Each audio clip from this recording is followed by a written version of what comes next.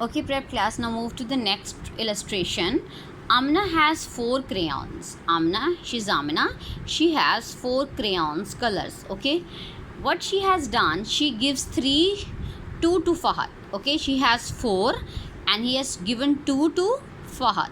How many does she have left? Now, how many she have left?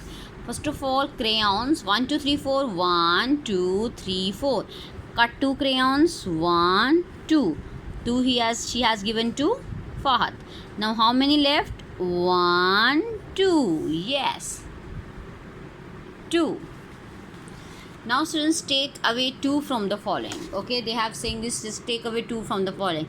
How many? 1, 2, 3, 4, 5. Okay, we have to cut 2. 1, 2. How many left?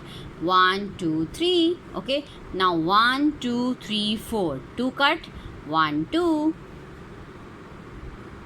Okay, now again, how many left? 1, 2. How many all? 1, 2, 3, 4, 5, 6, 7, 8. Okay, 8. Cut 2. 1, 2, 3, 4, 5, 6. Same like this, complete the page, count all and cut 2, and how many are remaining, write it here. Okay, do the pages as your homework.